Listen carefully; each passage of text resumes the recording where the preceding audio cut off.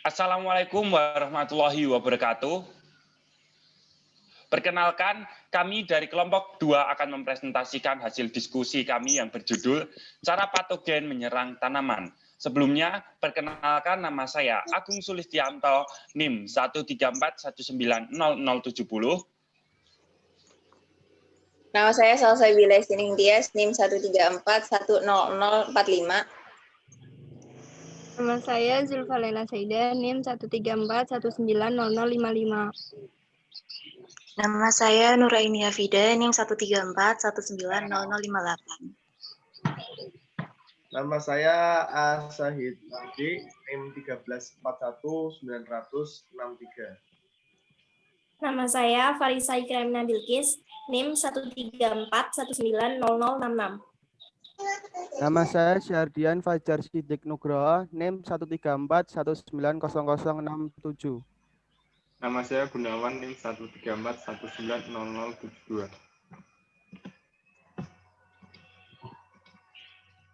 Penyakit tumbuhan akan muncul jika terjadi interaksi 3 komponen, yaitu patogen yang virulen, tanaman yang rentan, dan lingkungan yang mendukung. Patogen menyerang tumbuhan inang dengan berbagai macam cara, guna memperoleh zat makanan yang dibutuhkan oleh patogen pada inang. Adapun cara patogen dalam menimbulkan penyakit yaitu dengan cara 1. Mengonsumsi kandungan sel inang secara terus-menerus, 2. Membunuh sel atau merusak aktivitas metabolisme karena enzim, toksin atau zat tumbuh, yang ketiga mengganggu transportasi air atau nutrisi.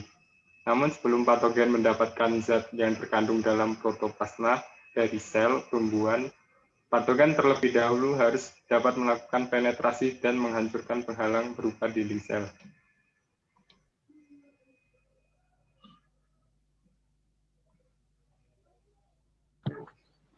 Selanjutnya adalah cara yang digunakan patogen untuk masuk ke jaringan. Beberapa cara patogen untuk dapat masuk ke dalam inang diantaranya dengan cara mekanis dan dengan cara kimia. Patogen yang menginfeksi tanaman harus dapat masuk ke dalam tanaman, memanfaatkan senyawa nutrisi dan bertahan dari sistem pertahanan inang. Untuk mengambil senyawa dari tanaman, patogen harus melewati penghalang fisik seperti kutikula dan dinding sel. Tanaman memberikan respon terhadap kehadiran dan aktivitas patogen dengan membentuk sistem pertahanan, baik berupa pertahanan struktural maupun pertahanan kimiawi. Patogen harus dapat mengatasi sistem pertahanan ini agar dapat tetap hidup dan mengambil makanan dari tanaman inangnya, baik dengan cara mekanis maupun kimiawi. Cara patogen menyerang tanaman inang yang pertama adalah dengan menembus jaringan inang secara mekanis. Patogen tumbuhan umumnya tidak dapat melakukan penetrasi secara mekanis kecuali beberapa fungi, tanaman tingkat tinggi, dan nematoda. Yang pertama adalah fungi. Agar dapat mempenetrasi inang, patogen harus kontak dan menempel pada inang. Hifa fungi dan akar tanaman biasanya dikelilingi oleh senyawa yang lengket yang dapat menempel pada permukaan tanaman. Beberapa spora fungi membentuk struktur pelekatan atau adhesion pad pada saat kontak dengan inang yang lembab. Kemudian spora mengeluarkan enzim kutinase dan selulase untuk membantu pelekatannya. Spora dapat membawa adhesive substance untuk membantu pelekatan dengan inang. Setelah kontak, spora akan berkecambah menjadi hifa dan membentuk apresorium yang membantu penempelan patogen secara kuat pada inang. Apresorium sendiri merupakan penggembungan pada tabung kecambah atau hifa yang dipakai sebagai alat pelekat pada awal infeksi jamur parasit. Dari apresorium muncul kapak penetrasi yang menembus dinding sel tanaman. Pada beberapa fungi seperti Alternaria, Magnaporte, dan Verticillium, penetrasi hanya terjadi bila ada akumulasi melanin pada dinding sel apresorium, karena melanin menghasilkan struktur yang keras dan memerangkap air di dalam apresorium, sehingga memberi tekanan turgor yang tinggi pada apresorium untuk dapat menembus dinding sel tanaman. Semakin keras dinding sel, semakin sulit ditembus oleh kapak penetrasi. Penetrasi sering dibantu oleh enzim oleh patogen pada situs penetrasi untuk melemahkan penghalang fisik. Misalnya adalah embun tepung menghasilkan 2 jenis selulase, yaitu yang pertama pada ujung apresorium dan yang kedua pada ujung tabung kecambah primer. Yang kedua adalah nematoda. Nematoda mempenetrasi tanaman secara mekanis dengan stilet. Sekali memasuki tanaman, fungi dan nematoda umumnya menghasilkan enzim untuk melembutkan atau melarutkan dinding sel tanaman sehingga penetrasi menjadi lebih mudah. Kekuatan mekanis tidak hanya diperlukan oleh patogen untuk masuk ke dalam inang, tetapi juga untuk keluar dari jaringan tanaman sehingga menyebabkan kerusakan jaringan tanaman.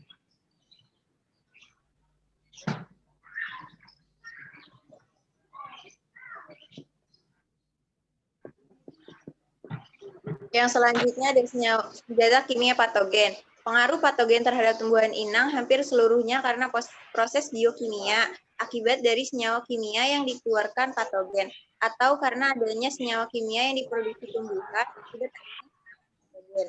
Substansi kimia yang dikeluarkan patogen diantaranya enzim, toksin, zat tubuh, dan polisakarida. Dari keempat substansi kimia tersebut memiliki peran yang berbeda-beda terhadap kerusakan.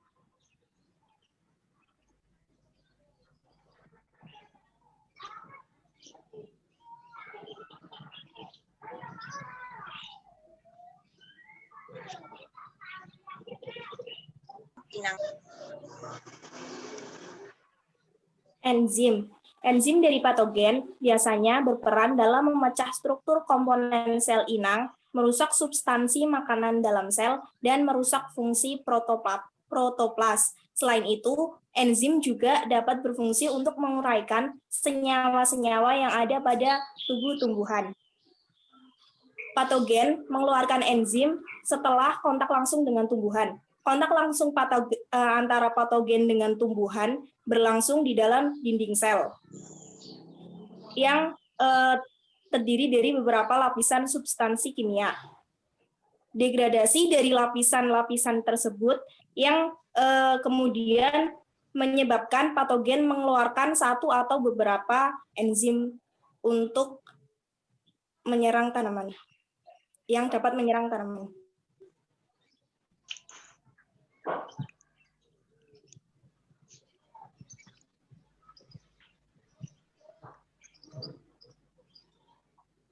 Baik, selanjutnya adalah toksin.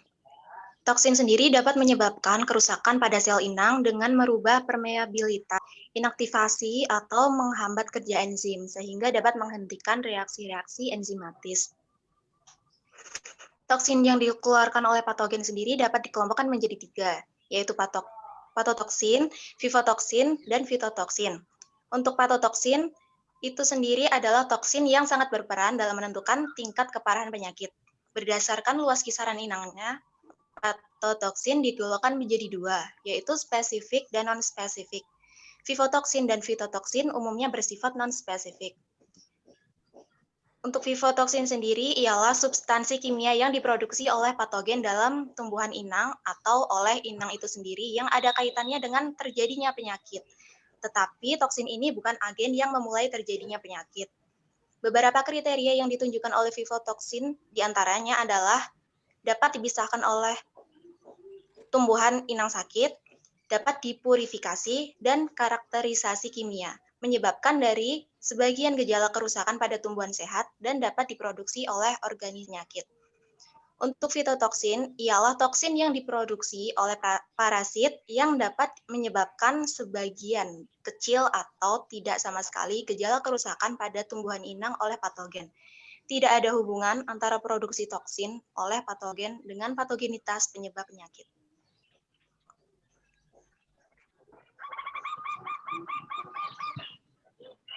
Selanjutnya,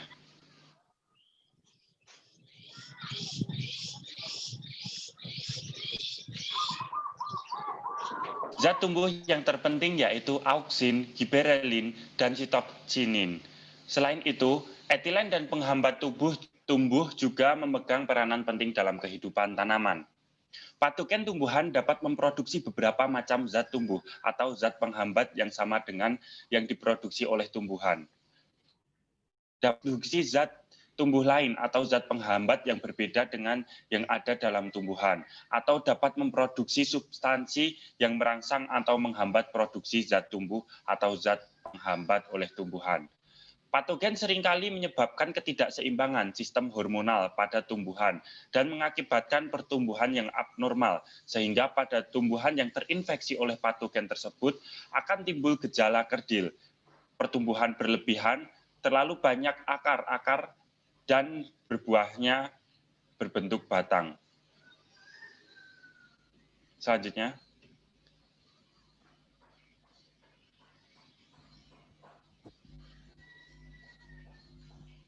Yang selanjutnya adalah polisakarida. Polisakarida pada beberapa patogen penting untuk menimbulkan gejala penyakit, baik secara langsung dengan menginduksi gejala maupun tidak langsung dengan meningkatkan koalisi dan kemampuan hidup patogen. Beberapa patogen mungkin dapat mengeluarkan substansi lendir yang menyelubungi tubuh patogen tersebut untuk melindungi diri dari faktor lingkungan luar yang tidak menguntungkan. Peranan dari polisakarida sendiri pada penyakit tumbuhan hanya terbatas belayu. Pada vaskuler, polisakarida dapat dalam jumlah yang cukup banyak akan terakumulasi pada xilem yang akan menyumbat aliran pada tanaman.